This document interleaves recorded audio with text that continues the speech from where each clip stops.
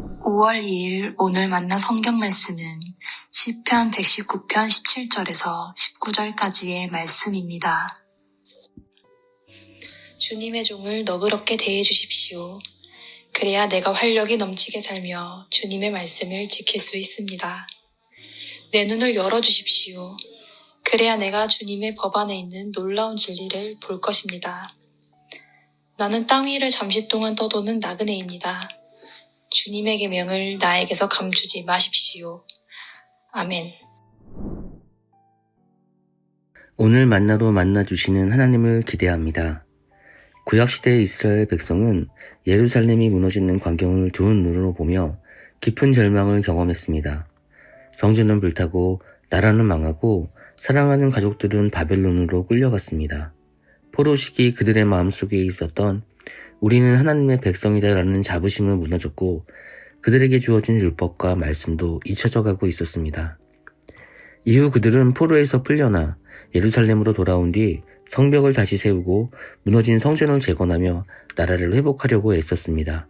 그러나 외적인 회복과는 별개로 그들의 마음에는 여전히 이렇게 되묻는 질문이 남아 있었습니다. 우리는 누구인가? 하나님은 우리와 여전히 함께 계시는가? 하나님의 말씀은 여전히 우리를 살릴 수 있는가?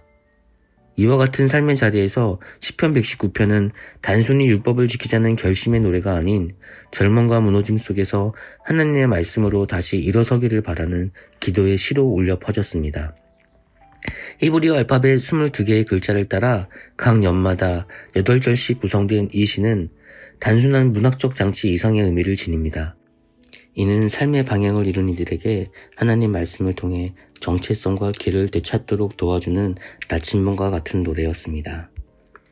17절과 24절에서 시인은 단순히 율법을 지킬 수 있게 해주십시오라고 말하지 않습니다. 오히려 그는 하나님께 자비를 구하며 주님의 종이 살아서 하나님의 말씀을 지킬 수 있기를 간구합니다. 말씀이 있는 곳이 생명의 자리이며 말씀을 지킨다는 것은 시인에게 의무가 아니라 살아야 할 이유이기 때문입니다. 시인은 말합니다. 나는 땅 위를 잠시 머무는 나그네입니다. 이 표현은 아브라함, 다윗처럼 믿음의 조상들이 자주 고백했던 표현입니다. 이방의 땅, 낯선 세상에서 하나님의 말씀이 그들에게 방향을 알려주는 나침반이었듯 시인도 말씀을 의지하여 하루하루를 걸어갑니다. 그는 세상 사람들의 조롱과 높은 자들의 멸시 속에서도 말씀을 자신의 즐거움이라고 고백합니다. 말씀은 그에게 조언자여 친구이며 위로의 음성입니다. 법조문이 아닌 하나님께서 건네시는 인격적인 속삭임이기에 그는 말씀 안에 머무르기를 갈망합니다. 25절과 32절에서는 앞절의 고백보다 더 깊은 어둠 속 시인은 이렇게 고백합니다. 내 영혼이 진토 속에 뒹굽니다.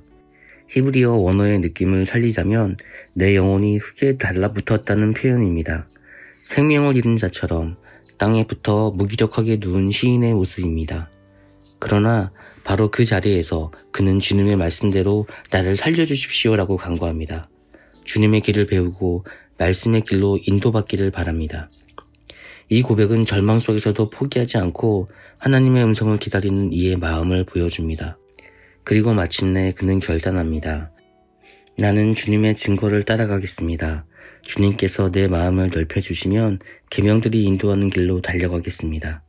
이 구절의 마음을 넓혀주다라는 표현은 길을 활짝 열어주다라는 의미로도 해석됩니다. 하나님의 말씀은 폐허 속에서도 마음의 길을 열어주시고 다시 달릴 힘을 주시는 생명의 능력입니다.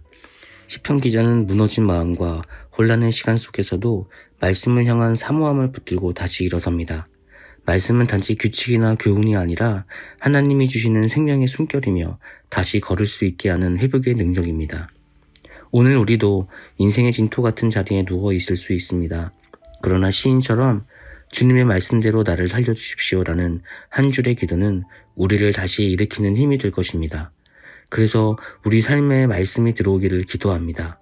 그 말씀이 이 땅에 나그네된 우리의 눈을 열고 무너진 마음을 다시 일으키고 넓은 마음으로 기쁨으로 하나님을 향해 달려가게 하기를 소원합니다. 하나님, 오늘도 우리가 말씀 앞에 나옵니다.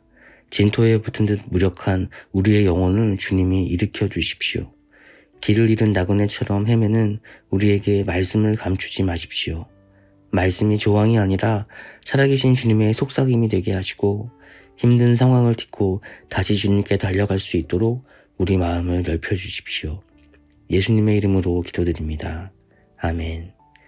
이제 2가지의 기도 제목으로 함께 기도하겠습니다. 첫째로 오늘 말씀을 기억하며 기도하겠습니다. 무너진 마음 위에 다시 말씀의 길이 열리도록 말씀을 통한 회복을 내 삶에 허락해 주십시오.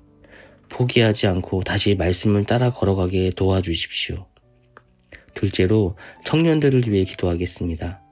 청년들이 삶의 낯섦과 고단함 속에서도 말씀을 즐거움으로 삼아 외로움, 두려움, 아픔 속에서도 말씀을 통해 위로받고 하나님과 인격적인 교제를 나누게 함께해 주십시오. 이렇게 기도하신 후에 개인 기도하시겠습니다.